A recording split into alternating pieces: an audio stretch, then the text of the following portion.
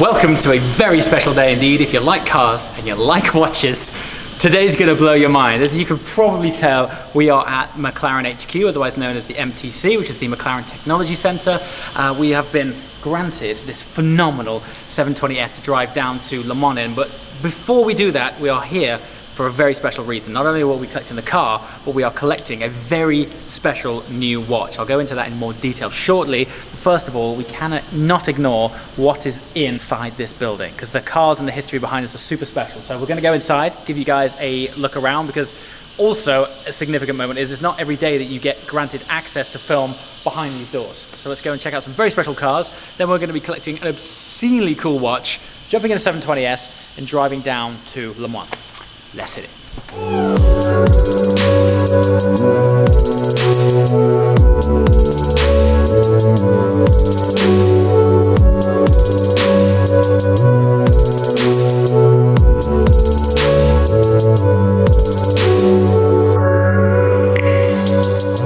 Okay, so I'm not sure there's a feasibly better, more appropriate place to start our journey to the Le Mans Classic than standing next to the 1995 Le Mans winning McLaren F1. I don't know, this is the famous GTR. This is the car that really ignited the heroic success story that surrounded the F1. And to think that we are now driving down in one of their latest road cars, the bloodline starts here. Don't forget, the whole point of Le Mans cars back then was that they were homologated for road use. So the cars that we're going to see over the next few days, there was all road-going variations of them. Now, while this particular car won the race, there was also other F1 GTRs in that race that not only completed the race, they actually drove back home as well. I don't know if we're ever going to see an era like that again, where a car can be so successful, so fast, such a pure thoroughbred race car, and then drive off the track on the road, fill up at Tesco on the way home, and just crack on. It's an unbelievable achievement. If you think about Le Mans cars now, they are so far removed from what a road car looks like that, yeah, whether we'll ever have that again, I don't know. But to be stood here next to the Le Mans winning GTR, there is now the road-going LM, of which they only made 5 of. This one is currently owned by McLaren and was famously promised to Lewis Hamilton by Ron Dennis if he won the next World Championship. And then we have the long tail next to it. To be stood next to this on our way down to the Le Mans Classic is so poignant, I'm actually getting goosebumps. It's incredible.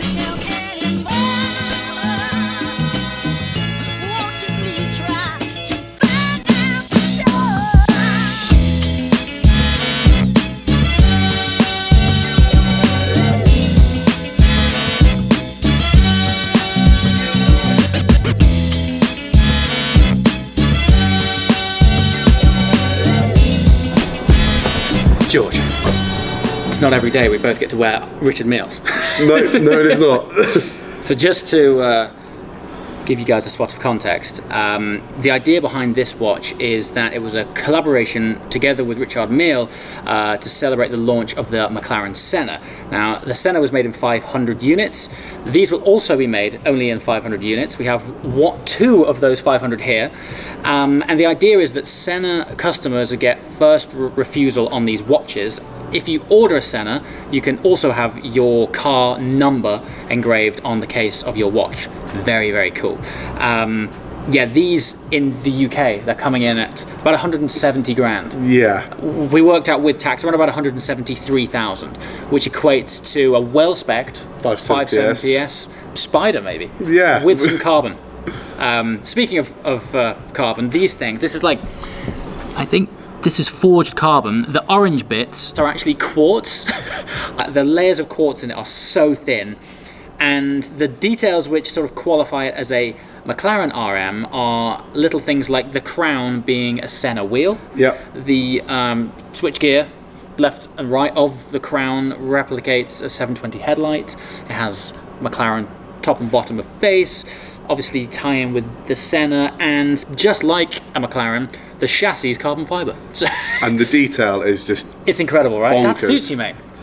Okay, I'm gonna fit this somewhere. So it's got this 2-stage, almost 3-stage clasp. So you fit it initially to your wrist by a more conventional clasp, like so.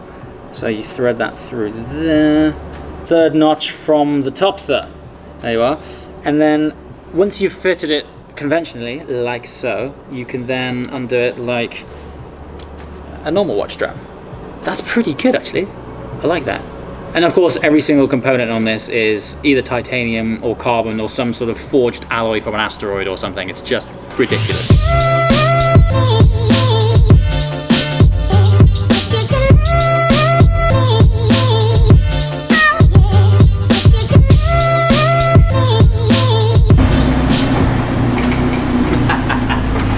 I've walked out of some buildings with some pretty crazy stuff, but never an RM on my wrist. I've been wondering what it's like to sort of live with one of these ever since I first saw one, and now I'm gonna get to spend the weekend with one. Ultimately, I don't get to keep it, but supercars and super watches. Let's head to France.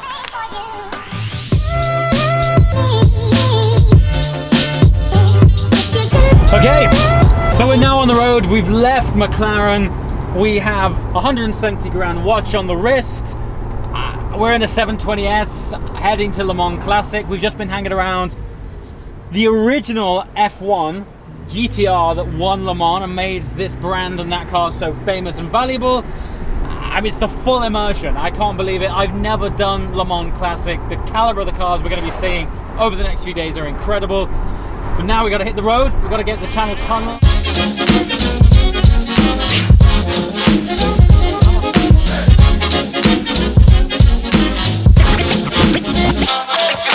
So we're here actually in really good time, which means we can go and like chill and have a Starbucks and stuff. We can do some cool car spotting because during events like Le Mans Classic, etc., this is where cars congregate before they get on board. There's a 512 BBI over there. Good spot, George. Good spot. I can see a classic 911. I think you're right. Coffee and car spotting. I mean, you know, we like to make the best of a situation. Rain does not hold us back.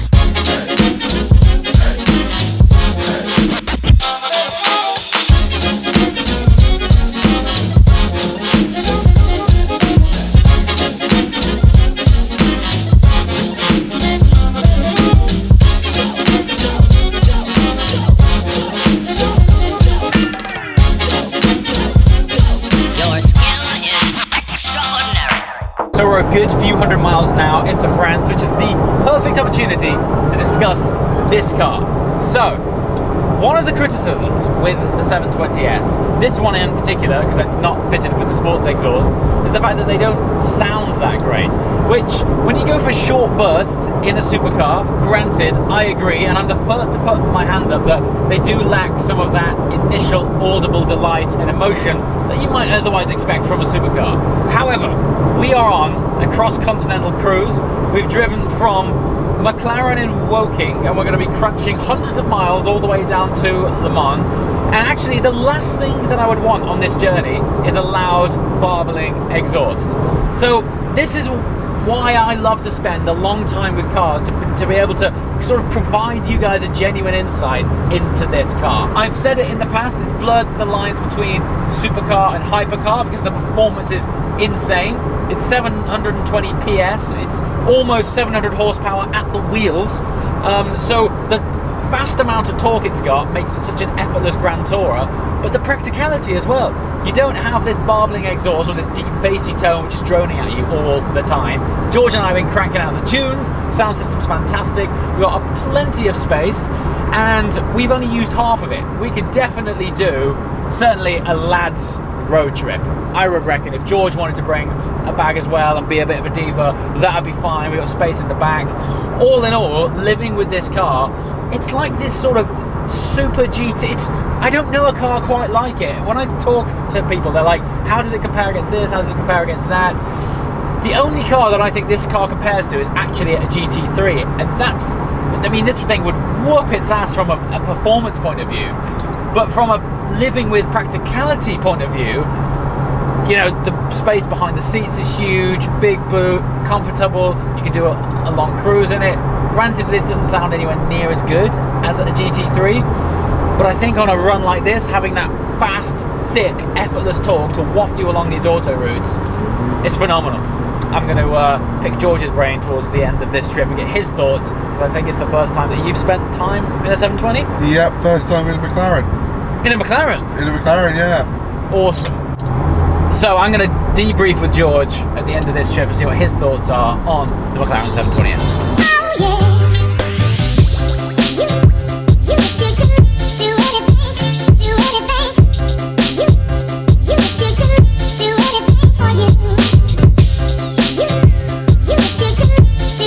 Hotel, coming to my humble hotel room. Really humble, but so George, how many hours behind are we?